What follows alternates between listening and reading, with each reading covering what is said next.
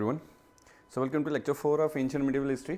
ठीक है, last lecture के अंदर हमने जो स्टार्ट करा था दैट वाज योर अर्ली वैदिक पीरियड, राइट। तो उसके अंदर हमने जो लास्ट टॉपिक डिस्कस करा था it was more about the economy and taxation, है ना।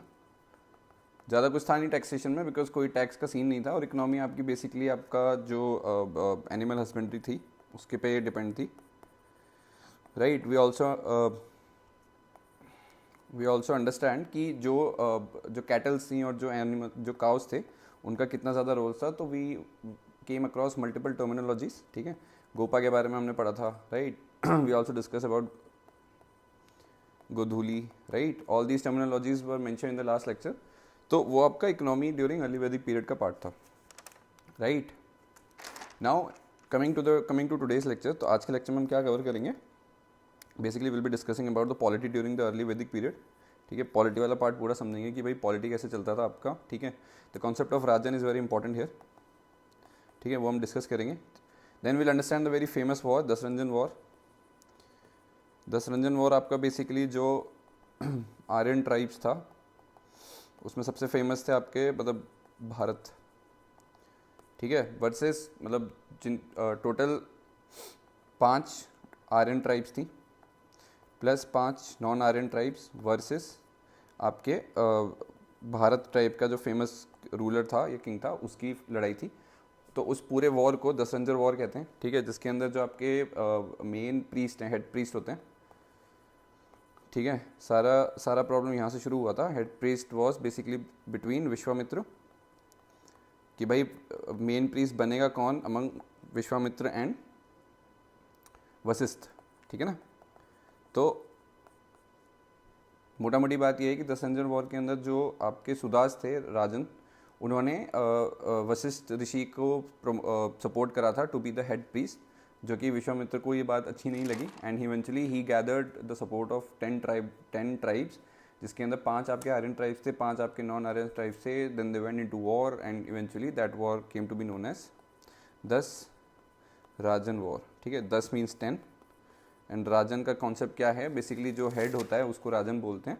The head of Aryan tribal community was known as rajan. ठीक है, तो 10 राजन वॉर मीन्स 10 जो कम्युनिटी के हेड थे उनकी बीच में एक लड़ाई। ठीक है, तो बाकी डिटेल्स मैं अभी बता दूंगा topic wise. So Dasharajan war के बारे में डिस्कस करेंगे। Then will eventually move towards the society, कि सोसाइटी कैसे एक्ट करती थी ड्यूरिंग अर्ली वैदिक period. Will also understand the religious practices in early वैदिक पीरियड, क्योंकि रिलीजियस प्रैक्टिसेस में आपका जो उस टाइम पे वुमेन थे उनको बहुत ज़्यादा इक्वालिटी मिलती थी अर्ली वैदिक पीरियड में। ठीक है, and there was no partiality, there was no bifurcation among the society. ठीक है, अलग अलग कॉन्सेप्ट थे जैसे सभा, समिति, है ना। इन सब के बारे में हम समझेंगे, जो आज भी होता है यूज़ कि भाई सभा बैठी है तो lot of people come together and sit and discuss about the basic concerning points. तो उस सभा के अंदर आपके male female both were allowed to be the participant. तो ये सारी चीज़ें हम डिस्कस करेंगे। सो religious practices in early Vedic period will be the next topic, and then we'll move towards the later Vedic period. ठीक है, later Vedic period आपका तब आया जब आपकी आयरन was found। ठीक है, तो जब iron was found in UP, Uttar Pradesh के एरिया में मिला था, तो तब आपका धीरे धीरे जो आपका लेटर वैदिक पीरियड है वो स्टार्ट हुआ। उसके अंदर आज जो हम डिस्कस करेंगे it will be specific to the polity during the later Vedic period, right. So this will be the content for the day. ठीक है, अब इसके बेसिस पे जैसे हमने अर्ली वैदिक पीरियड से शुरू करा, एंड इवेंचुअली अभी हम थोड़ा उसके एक्सटेंशन के बारे में पढ़ रहे हैं। Then we are moving towards the later Vedic period. Similarly जो नेक्स्ट लेक्चर होगा उसके अंदर हम in detail will deep dive into the later Vedic period, will understand all the same perspectives, मतलब polity during later Vedic period, society, religion, all these thing will discuss in the next lecture for later Vedic period only, right. So this is the content for the today. ठीक है, so without further adieu let's start. ठीक है, so the first topic is polity during early वैदिक period. तो अभी इसका scene क्या है? तो सबसे पहले द कॉन्सेप्ट ऑफ राजन समझ लो। The head of the Aryan tribal community was known as rajan. ठीक है, his most important work was to organize battles to secure large number of cattles. ठीक है, अब देखो जब हमने लास्ट लेक्चर में एडवेंट ऑफ आर्यंस पढ़ा था तो उसमें हमने बात समझी थी कि आर्यंस के लिए सबसे ज़्यादा ज़रूरी होते हैं कैटल्स। ठीक है, कैटल्स के लिए वो वॉर करते हैं, कैटल्स के लिए ही वो एक्सपेंशन करते हैं, कैटल्स के लिए ही वो आपके नई नई टेरिटरीज ढूंढते हैं, है ना। All these things happen just for the sake of kettles only. तो कम्युनिटी के अंदर जो आपका कॉन्सेप्ट ऑफ राजन है, राजन बेसिकली आपका आर्यन ट्राइबल कम्युनिटी का हेड होता है, ठीक है, और उसका काम ये होता है कि भाई जस्ट अ मिनट, उसका काम ये होता है कि just organise the battles to secure large number of cattles, right.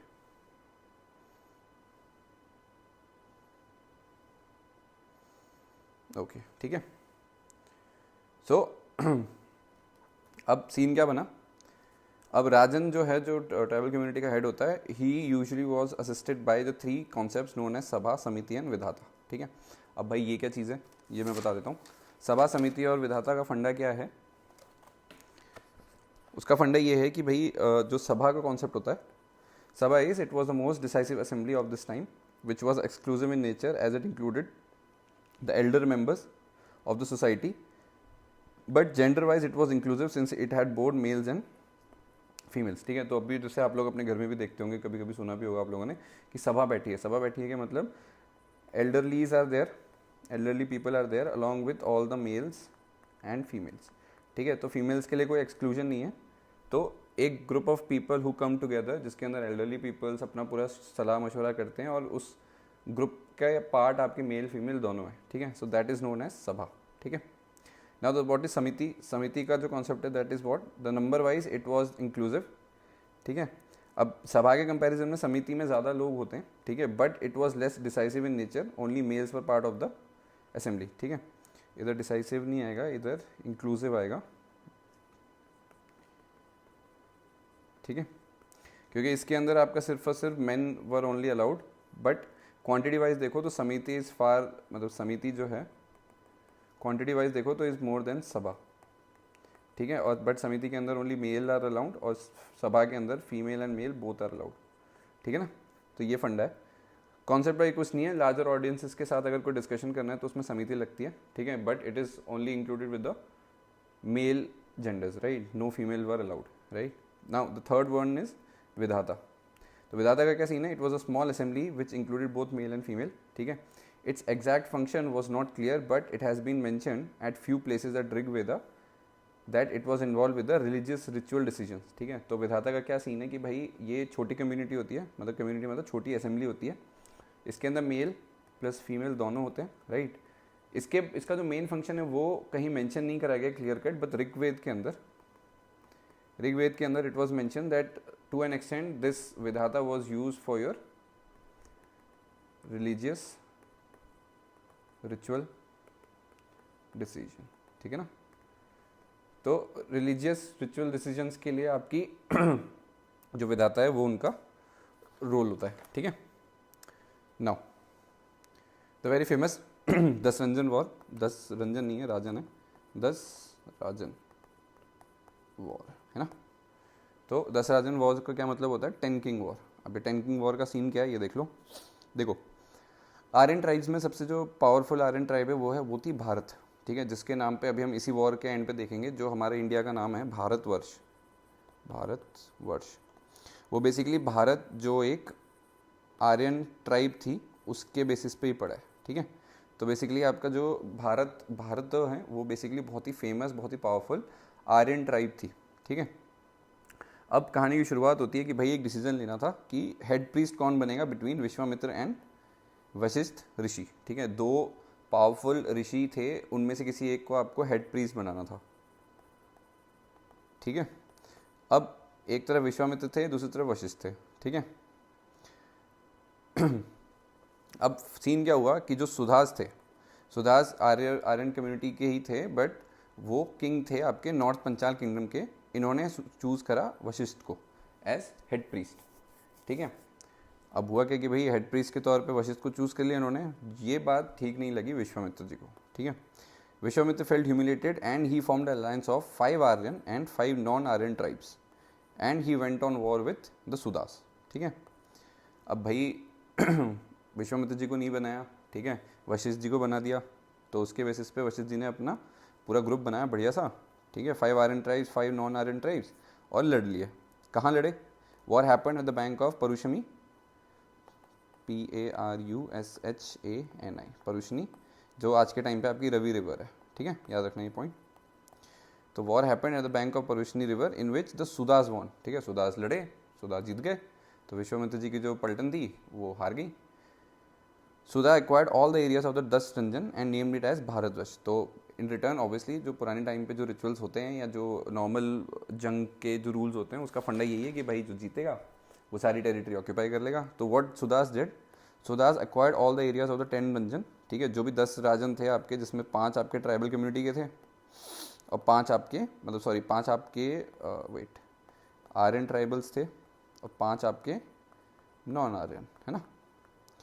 तो सुदास ने क्या करा कि भाई पूरी टेरिटरी जीत के सारी जो भी 10 राजन की टेरिटरी थी वो सारी अपने कंट्रोल में ली और उसको नाम दे दिया Bharatvarsh. This is the foundation of modern India. Modern India नहीं, मतलब जो टर्मिनोलॉजी हम यूज़ करते हैं ना कि आजकल बहुत चल रहा है न्यूज़ वगैरह में कि भाई इंडिया को इंडिया नहीं भारत बोलना चाहिए, तो भारतवर्ष का जो फंडा है वो यहाँ से ड्राइव होता है, 10 राजन वॉर से आपका भारतवर्ष निकल के आता है, ठीक है। So this was about your 10 Rajan war, right. Now the next topic is how was the society during early वैदिक पीरियड, ठीक है। अभी देखो अर्ली वैदिक पीरियड के अंदर सोसाइटी में कूदने से पहले कुछ चीज़ें समझनी ज़रूरी है, जिसके अंदर एक सबसे ज़्यादा ज़रूरी है कि भाई few of the terminologies we need to understand, right. Now what is the meaning of terminology. देखो अथॉरिटी पता होनी चाहिए कि क्या होती है। एक पेट्रिया की अथॉरिटी होती है, एक मेट्रिया की अथॉरिटी होती है, ठीक है। हम इंडियंस के अंदर आइडियली इट्स पेट्रिया की सोसाइटी जहाँ पे पुरुष प्रधान समाज चलता है, ठीक है। हिंदी में आई सेड दिस पुरुष प्रधान समाज, but in English it's like male dominance, right, male dominance. और इसको ऑपोजिट कर दो तो it's female dominance, female dominance, right. अभी डोमिनेंस वर्ड को लेकर ज़्यादा परेशान होने की ज़रूरत नहीं है, it's not uniform across India, ठीक है। ईस्टर्न साइड आप जाओगे तो वहाँ पे मेट्रियार्की सोसाइटी भी मिलती है, ठीक है, but largely you can say that yes India is a patriarchy society. तो अथॉरिटी के टर्म्स में मतलब जहाँ पे मर्दों की चलती है वो पेट्रियार्की हो गई और जहाँ पे वुमेन की चलती है वो मेट्रियार्की हो गई, ठीक है। अब भाई देखो लीनियज, लीनियज का क्या मतलब है कि भाई पैट्रीलिनियल है या मैट्रीलिनियल है। पैट्रीलिनियल का क्या मतलब है कि जो आप टाइटल लगाते हो हमारे इंडियन सोसाइटी के अंदर, what usually happens if you are born out of मतलब आपके माँ बाप में से आप जिसका टाइटल यूज़ करोगे वो हमेशा आपके फादर के साइड का ही टाइटल यूज़ होता है ना, father side title is use. तो वही लीनियज होता है आपका पैट्रीलिनियल, मतलब जहाँ पे पिता का जो नाम होता है, सरनेम होता है, वो आपका एज अ टाइटल बनता है, ठीक है। तो लेट्स से फॉर एग्जांपल अगर मेल जो हैं उनका नाम शर्मा है, ठीक है, फीमेल जो हैं उनका नाम वर्मा है, they both came together and the child जो बॉर्न होगा वो यूजुअली जो सरनेम लेगा वो शर्मा ही लगाएगा, ठीक है, ideally, but it's not a thumb rule, but that's how our society has been functioning, ठीक है। तो वो लीनियज का मतलब होता है आपका क्या टाइटल यूज़ होगा, ठीक है। तीसरा फंडा होता है लोकलाई, ठीक है। लोकलाई का क्या मतलब होता है कि भाई शादी करने के बाद आइडियली होता है क्या है कि जब शादी होती है तो usually the women moves to the मतलब wife moves to the husbands house, है ना, patrilocal and matrilocal, ठीक है। तो इसका सीन क्या रहता है पैट्री लोकल के अंदर, the son moves to the wife house और द वाइस वर्सा, ठीक है। हमारे इंडिया में मैट्री लोकल होता है, ठीक है, women get married and eventually the women moves to the husbands house, right.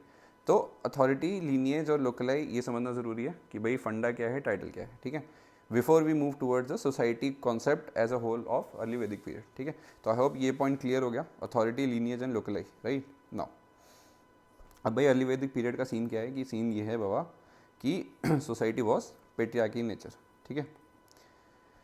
अब सोसाइटी जो थी as a whole was divided into 3 lines, words को फोकस करना। सोसाइटी आपकी 3 लाइन्स पे बाइफिकेटेड थी। पहला वर्ड था आपका कुल, दूसरा था विस और तीसरा था ग्राम, ठीक है। कुल का दीपक हम कई बार सुनते हैं हिंदी में, सो दिस मीन्स कुल का दीपक मतलब घर का चिराग, ठीक है। तो कुल मीन्स फैमिली, ठीक है। विस मतलब क्लैन, कास्ट भी होता है, ठीक है। और ग्राम मतलब होता है कम्युनिटी, ठीक है।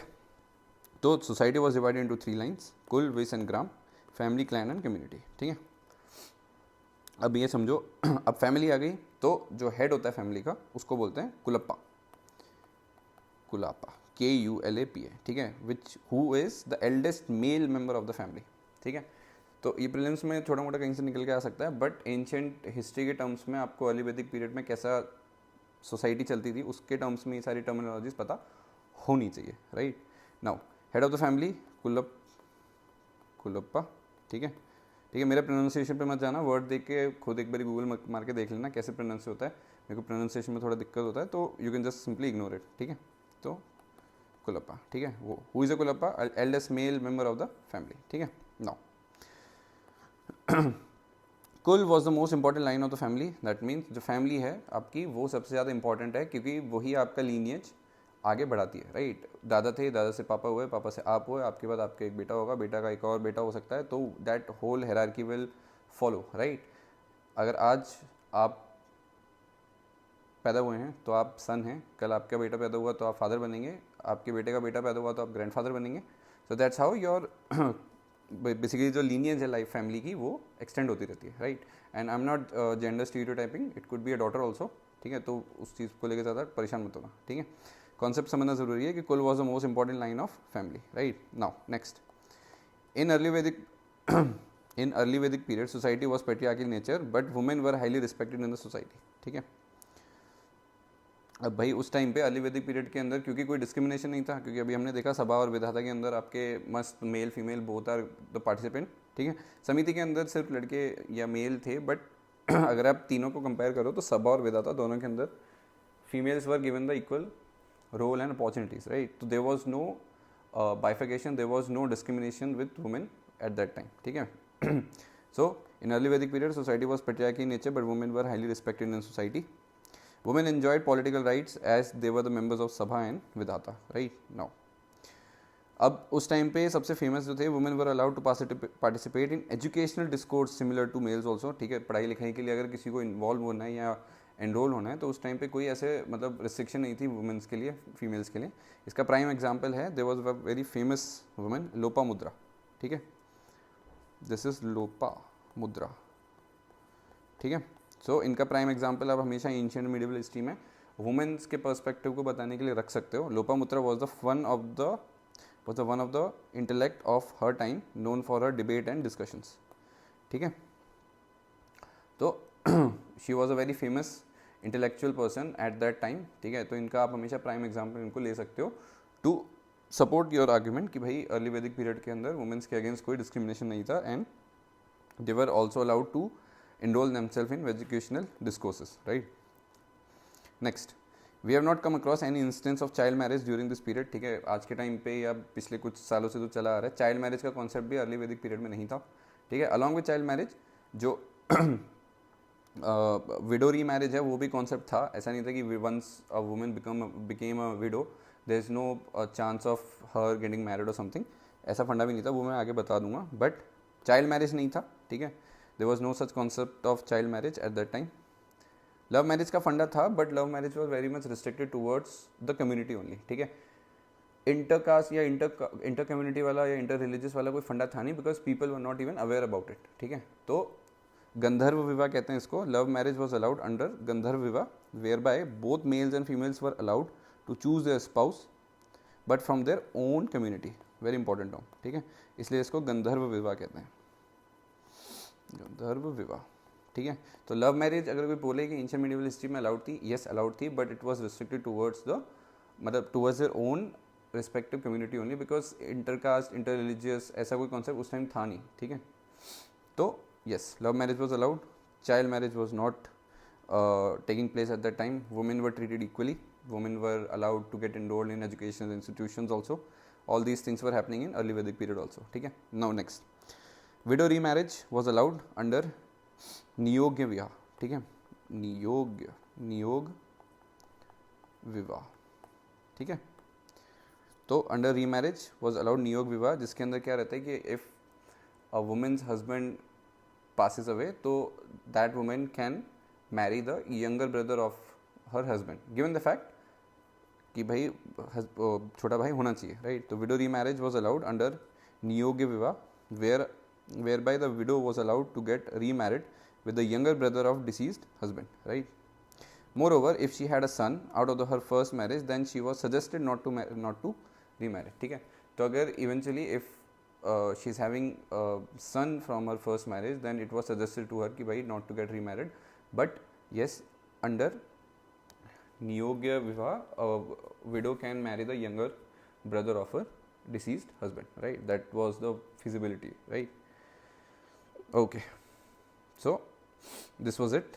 Now the important term under polity was the next is slavery. ठीक है, स्लेवरी जो थी वो बहुत ज़्यादा रैम्पेंट थी. ठीक है, slavery was rampant at this time. There were 2 types of slaves at the time. ठीक है, स्लेवरी इसको आप अपनी वर्ल्ड हिस्ट्री के ब्लैक स्लेवरी से रिलेट मत कर देना. कॉन्सेप्ट वो है, बट इंडिया के अंदर भी आपके स्लेवरी वाला कॉन्सेप्ट था. तभी अगर आप देखोगे तो कास्ट डिस्क्रिमिनेशन के बेसिस पे जो जिनको अनटचेबल्स कहा गया है उनके संग डिस्क्रिमिनेशन बहुत पहले से शुरू हो चुका था, राइट? तो slavery was rampant at this time. There were 2 types of slaves at this time. ठीक है, इसकी पहले हम क्रोनोलॉजी और टर्मिनोलॉजी समझेंगे, राइट? नाउ सुदास थे. ठीक है भाई, सुदास कौन थे? सुदास वही थे जिन्होंने 10 राजन वॉर जीती. ठीक है, they fought against the 10 Kings of Vishwamitra. 5 जिसमें से ट्राइबल के, 5 जिसमें से आर्यन के थे, आर्यन ट्राइब्स के, है ना? And 5 were from non Aryan, right? तो सुदास ने वॉर जीती. आफ्टर विनिंग द 10 रंजन war, eventually the slave concept came into picture, जहाँ पे 2 टाइप के स्लेव्स विजिबल हुए, राइट? 2 types of slaves come into picture. पहला स्लेव था दासा. ठीक है, दासा कौन थे? जो कि आर्यन ट्राइब्स के स्लेव्स थे. ठीक है, और दस्यु कौन थे? DSYU. दस्यु थे आपके slaves of non Aryan tribes. ठीक है, इन ऋग्वेदा दासु हत्या इज मेंशन कि भाई जो भी नॉन आर्यन ट्राइब्स के स्लेव्स थे उनकी मास लेवल पे massacre was mentioned in Rigveda. ठीक है, तो that concept is known as dasyu hatya. Dasyu hatya means mass killing of dasyu. ठीक है, सो पहले आपके आर्यन ट्राइब के स्लेव्स दासा और दूसरे आपके slaves of non Aryan tribes named as dasyu. ठीक है, many times dasa were given the favourable treatment but dasyu were discriminated. ठीक है, why discriminated? Because they belong to non Aryan tribe, है ना? सिंपल है. अब कहानी यहाँ से आगे बढ़ेगी. ठीक है, तो when Bharat tribe won against the Aryan tribes in Dasrajan war, they had a matrimonial alliance. ठीक है, अब देखो यहाँ पे जो बेसिक बाइफिकेशन है that was for the basic understanding of slave. ठीक है, कि भाई कॉन्सेप्ट आ चुका था. Even though the concept was like कि जो आर्यन ट्राइब्स हैं उनके लिए आपके दासा हैं. ठीक है, और जो नॉन आर्यन ट्राइब है उनके लिए आपके दासायु. ठीक है, कॉन्सेप्ट ऑफ दासु हत्या was mention in Rigveda also. ठीक है, कहीं ना कहीं लेवल पे आपके दासास जो थे they were giving a favourable treatment, but dasyu के संग तो बहुत ही बुरी हालत थी. अच्छा खासा डिस्क्रिमिनेशन हो रखा था, राइट? नाउ अब देखो यहाँ से कहानी ट्विस्ट होगी आपकी महाभारत की तरफ. ठीक है, याद रखना. अब महाभारत की जो कहानी है वो कहाँ से निकल के आती है? वो यहाँ से निकल के आती है. ठीक है, वो कैसे आती है? When Bharat tribe won against the Aryan tribes in Dasrajan war, they had a matrimonial alliance. ठीक है भाई, भारत ट्राइब तो जीत के आई थी, जिसका जो सुदास थे वो आपके रूलर किंग, मतलब विनर थे, किंग थे. ठीक है, सुदास. तो जब Bharat tribe won against the Aryan tribes in Dasrajan war, they had a matrimonial alliance. अब मैट्रिमोनियल अलायंस किसके बीच था? Bharat tribe, Aryan tribe.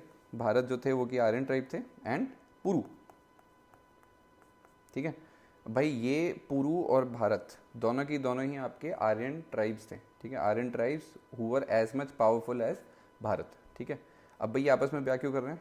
Y they are getting married? Because जो दसराजन वॉर हुई थी उसके अंदर आपके 10 जो किंग्स थे उसमें से 5 तो आपके आर्यन ट्राइब्स में थे, है ना? उसमें से एक ट्राइब था पुरु. जो हम सबने हिस्ट्री पढ़ी है, वी ऑल नो, कहीं पे भी कोई वॉर जीती या हारी जाती है तो उस ओकेजन को रिपीट ना करना पड़े या दोबारा कभी वॉर ना हो, तो there are matrimonial alliances that takes place. ठीक है, कि भाई ठीक है रिश्ता बना लेते हैं, so that in future both can have cordial relation and they should avoid fighting over any things, right?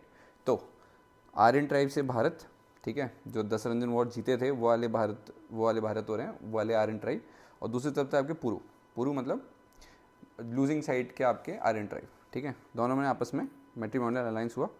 ठीक है, जो ऑफस्प्रिंग्स निकल के आई दे केम टू नोन एज कुरु, KURU. ठीक है, कुरु इज भारत प्लस पुरु. ठीक है, अब भाई कुरु ट्राइब्स से जो ऑफस्प्रिंग्स निकल के आई उनके जो लास्ट जनरेशन थी, 2 निकले उनकी लास्ट जनरेशन. इसमें बीच में कॉमा लगा देते हैं ताकि कन्फ्यूजन ना हो. ठीक है, पहले निकले पांडु और दूसरे निकले धृतराष्ट्र. ठीक है, अब भाई ये लास्ट जनरेशन के बंदे थे 2, पांडु और धृतराष्ट्र. पांडु के जो सन थे वो निकले आपके सन, जो पांडु के जो बेटे थे वो निकले आपके पांडवास. ठीक है, नाम अब तक क्लॉक हो गया होगा, पांडवास आ चुका है तो मतलब महाभारत भी आ चुका है. धृतराष्ट्र के जो बच्चे थे, जो सन ऑफ धृतराष्ट्र थे, वो आपके कौरव थे, राइट। अब यहाँ से जो कहानी ड्राइव होती है, Pandavas versus Kaurav, we all know it led to the great epic of Mahabharat, so it's an epic, ठीक है। बट लिखी गई है, बट इसका जो कॉन्सेप्चुअल अंडरस्टैंडिंग है या जो रियलिटी जिसको बोला जाता है कि हाँ ऐसा ऐसा हुआ था, ठीक है, पानीपत मतलब जो फाइट्स वगैरह हुई थी या जो स्टोरी थी, it was not fiction, right. तो ये पूरी लीनिएज यहाँ से बनी, जहाँ से आपका भारत प्लस भारत ट्राइब, ठीक है, प्लस पुरु ट्राइब ने कुरु ट्राइब को जन्म दिया, कुरु ट्राइब ने पांडु और धृतराष्ट्र को जन्म दिया, इन दोनों ने अपने पांडव एंड कौरव को जन्म दिया, and then eventually both led to the epic of Mahabharat or the war of Mahabharat, right? So this was the basic concept of polity, ठीक है। पॉलिटी या सोसाइटी कैसी थी आपकी ड्यूरिंग, नहीं sorry, society specific too early वैदिक period, ठीक है। Now the second type is, मतलब जो हमारा टॉपिक था उसके अंदर अगला है आपका रिलीजियस प्रैक्टिसेस इन अर्ली वैदिक पीरियड, ठीक है। अब उसका क्या सीन है, अर्ली वैदिक period personified the elements of nature into God, ठीक है। भाई ऐसा नहीं था कि कोई बहुत ही ज़्यादा फेमस भगवान थे जिनको पूजा जाता था या जिनकी बहुत ज़्यादा रेगुलर पूजा अर्चना की जाती थी। बेसिकली जो नेचुरल एलिमेंट्स थे, ठीक है, नेचर के जो नेचुरल एलिमेंट्स थे उन्हीं को पूजा जाता था, ठीक है।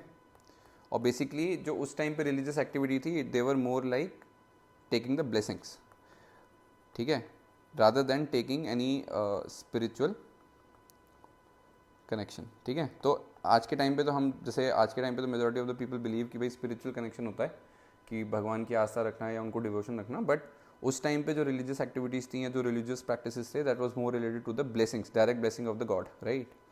तो रिलीजियस प्रैक्टिसेस इन अर्ली वैदिक पीरियड में आपका सीन क्या है कि अर्ली वैदिक पीरियड के अंदर पर्सोनिफाइड, इन अर्ली वैदिक period it personified the elements of nature into God, ठीक है।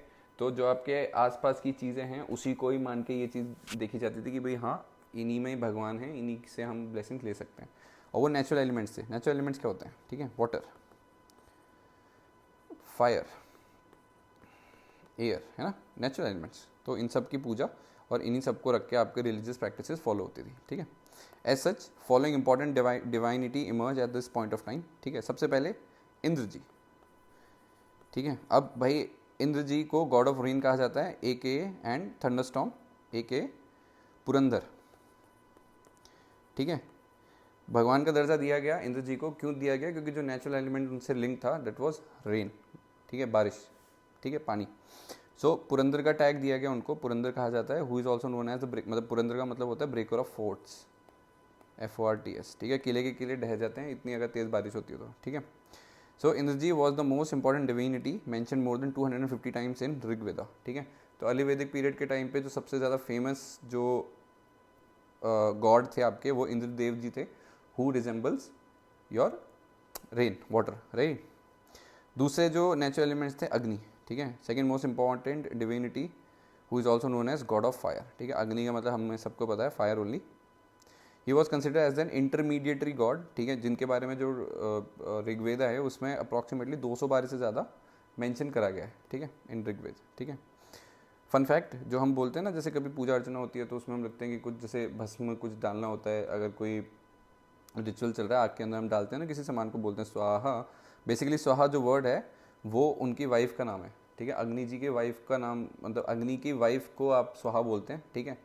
तो that is how it is related. तो ये एक अच्छा फन फैक्ट लगा मेरे को, पता होना चाहिए आप लोगों को भी, ठीक है। Now third is Varun. Varun is what, God of water, ठीक है। इंद्रदेव जी आपके गॉड ऑफ रेन है, बारिश, ठीक है। बट पानी के जो हैं वो आपके हैं गॉड ऑफ वाटर, वरुण, ठीक है। He is worshipped for maintaining equilibrium and cosmic order, ठीक है। देश दुनिया के अंदर आपकी जो इक्विलिब्रियम रहनी चाहिए, कि अच्छाई और बुराई का जो तालमेल है वो सेम रहना चाहिए, ठीक है, कहीं ज़्यादा अति नहीं होनी चाहिए, वो सारे इक्विलिब्रियम रखने का काम वरुण जी का है, ठीक है, गॉड ऑफ वाटर। चौथा है आपका मित्रा। मित्रा आपका क्या है, गॉड ऑफ विंड, हवा, ठीक है। Apart from the divinity some gods were also, ठीक है। इनका क्या काम है, गॉड ऑफ विंड, ठीक है, कि भाई हवा को पूजने वाले कौन से गॉड हैं, मित्रा, ठीक है। अब ये तो चार मेन हो गए, जिसके अंदर आपका रेन हो गया, ठीक है, विंड हो गया, वाटर हो गया और फायर हो गया, है ना। इन सब के अलावा भी कुछ और, मतलब और भी ऐसे डिवाइनिटी थी या गॉड्स थे जिनको प्रेस करा जाता था अर्ली वैदिक पीरियड के अंदर, वो देख लो।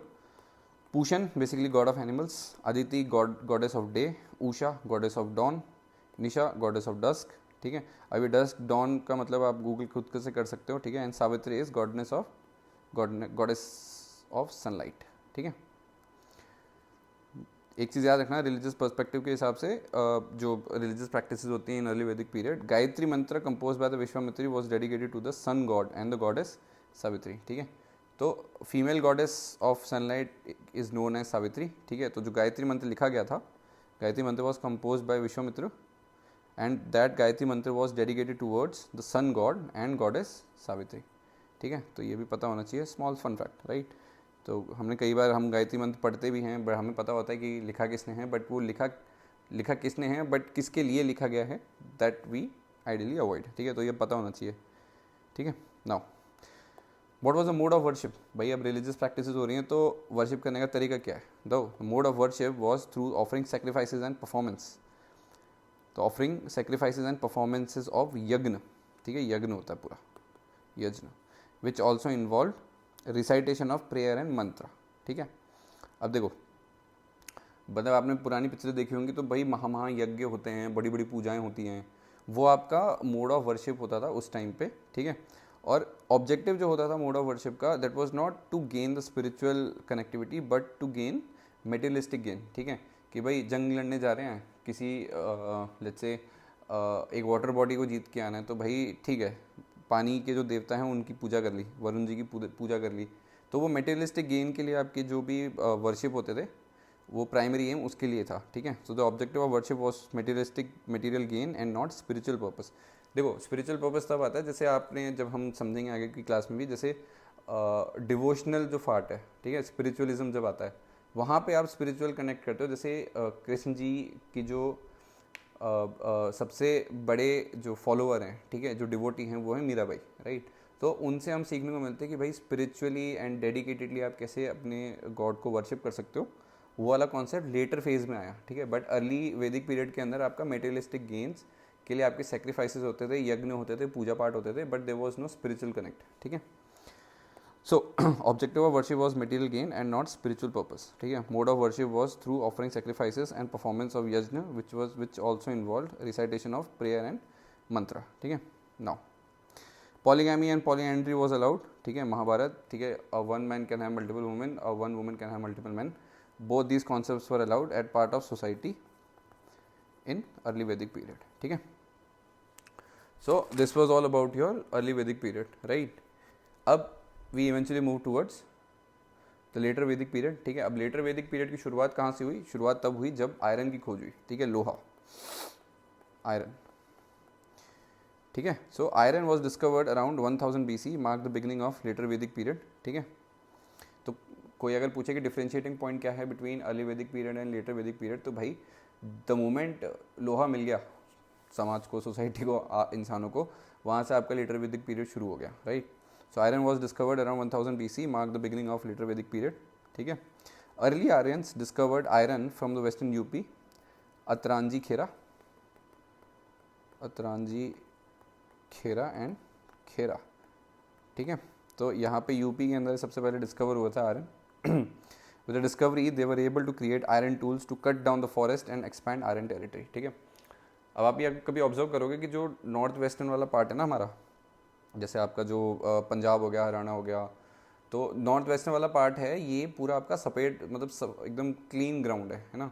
वो क्लीन ग्राउंड इसलिए क्योंकि पहले यहाँ पे फॉरेस्ट और वेजिटेशन था, बट जब लोहा मिला आर्यंस को, they created more sophisticated tools, ठीक है। और उन टूल्स के बेसिस पे उन्होंने पूरा जंगल के जंगल काट दिए so that the expansion can happen, ठीक है।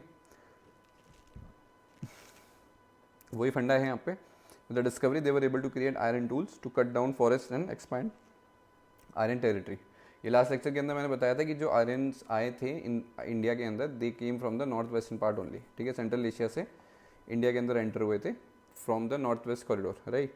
अब वहाँ से आप ये मानो कि dense forest of Gangetic plains, जो गंगा वाला एरिया है पूरा, वो पूरा कट डाउन कर दिया था सो that the Aryans can expand there territories, ठीक है। अब भाई जब फॉरेस्ट वगैरह पूरा कटा हटा पूरा, और जब हमने ये देखा कि भाई वो गैंगेटिक प्लेन्स का ही हिस्सा था, तो वो ऑब्वियसली वो ज़मीन जो थी वो बहुत ज़्यादा फर्टाइल थी, ठीक है। तो very fertile land was available for agriculture practices, once that whole forest and everything was removed, right? So with this Aryan further expanded to eastern part and central part of India, ठीक है. अब भाई देखो,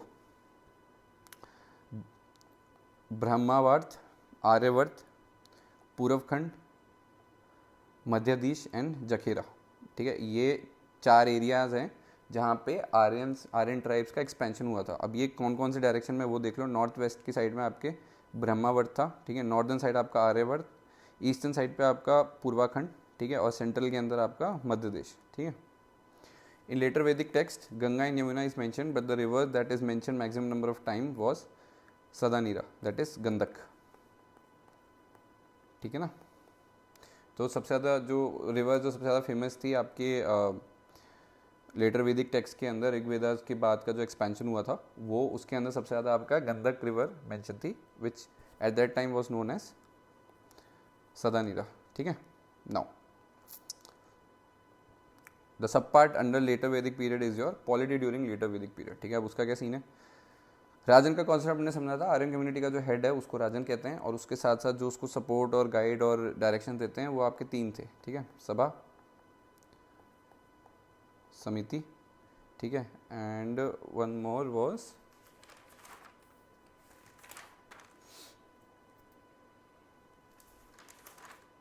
सभा, समिति और विधाता, right,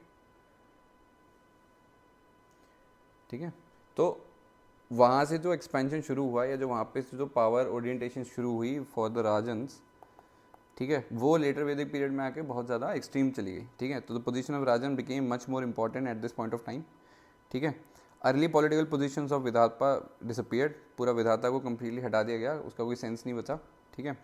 सभा एंड समिति lost their relevance, full stop. More over women were evicted from the सभा, ठीक है.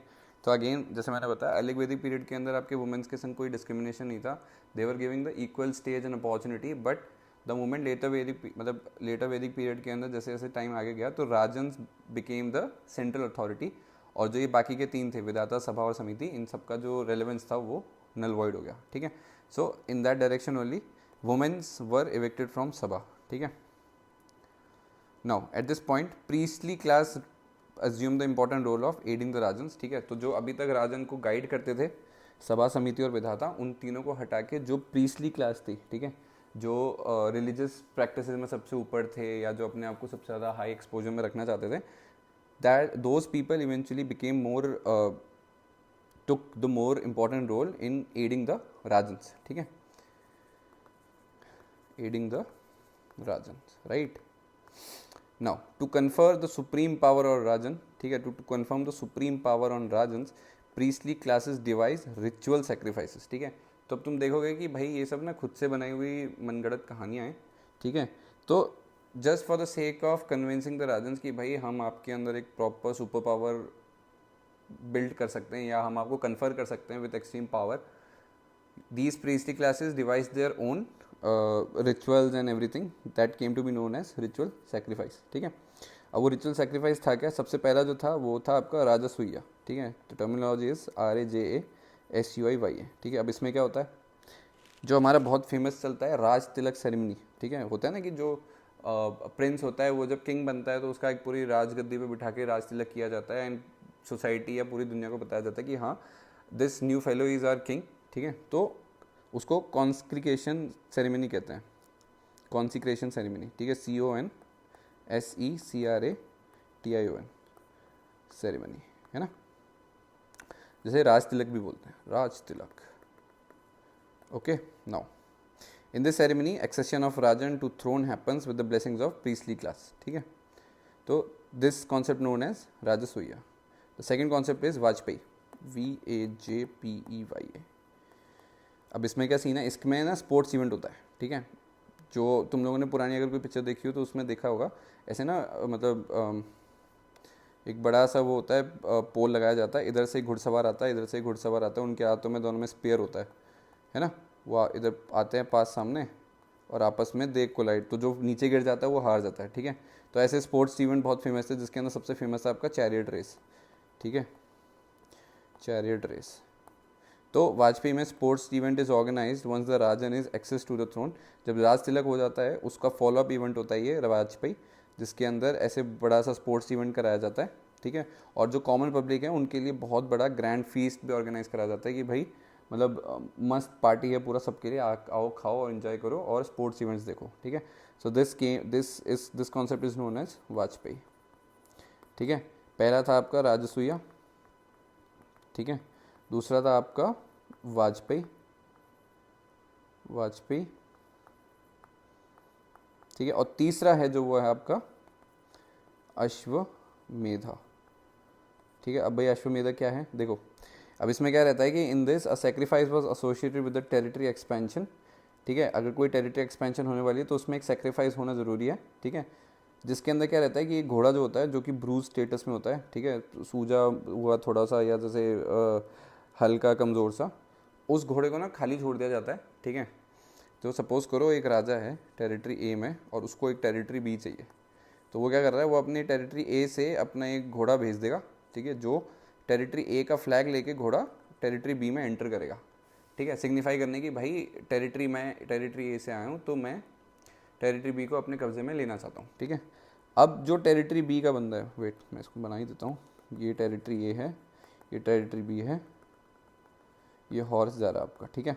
अगर ये हॉर्स टेरिटरी बी में एंटर हो गया, ठीक है, और वहाँ टेरिटरी बी के रूलर ने कुछ नहीं करा, ठीक है, तो दैट मीन्स वो चुपचाप से अपनी हार मानता है, ठीक है। और टेरिटरी ए और टेरिटरी बी कंबाइन हो जाएंगे अंडर द सुपरविजन और under the rule of territory ए, ठीक है। तो वो पूरी की पूरी टेरिटरी ए की हो जाएगी बिना कोई हथियार उठाए, ठीक है। बट अगर जो वो उठा ले, ठीक है, if the ruler of the other kingdom captures the horse then a fight was ensured, ठीक है। तो अगर जो घोड़ा गया वो घूम फिर के खुद ही आ गया अपना फ्लैग लेके, तो वो चुपचाप टेरिटरी बी जो है वो टेरिटरी ए में आ गई। बट जैसे ही घोड़ा टेरिटरी ए से निकल के टेरिटरी बी के अंदर एंटर हुआ और जो किंग है टेरिटरी बी का उसने उस घोड़े को कैप्चर कर लिया, that will simply convey that B wants a war with A so that the territory claim can be settled, ठीक है, जो जीता बात उसकी, ठीक है। तो समझ लो अब इस चीज़ को, in this sacrifice was associated with territory expansion in which bruised horse was let loose with the flag of the kingdom to run in to the territory of the other kingdom, ठीक है।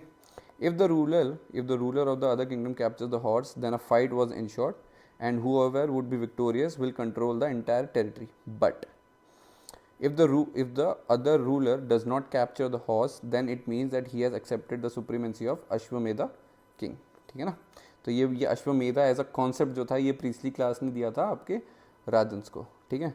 Along with that first two, जिसके अंदर second वाला वो वाजपेयी था और पहला आपका था राजसूया। सो ये सारी जो प्रोसेस था, कॉम्प्लिकेशंस थे, these were provided by the priestly class only once they remove the sabha samiti and विधाता, ठीक है। On the last day of the ceremony, horse was brought back to the kingdom and was sacrificed among the 21 sterile cows and 200 ज़्यादा bulls. तो भाई last में वो सब दावत ही बनती हैं बाकी सब लोगों के लिए, और दावत में सिर्फ हॉर्स नहीं सेक्रीफाइस होता है, उसके साथ 21 काउस, ठीक है, एंड 200 से ज़्यादा बुल्स, सबको काट के फीस्ट के तौर पे परोस दिया जाता है सबके लिए, ठीक है। So this was all about your lecture 4, ठीक है। अर्ली वैदिक पीरियड से हमने लेटर वैदिक पीरियड में ट्रांजिशन करा।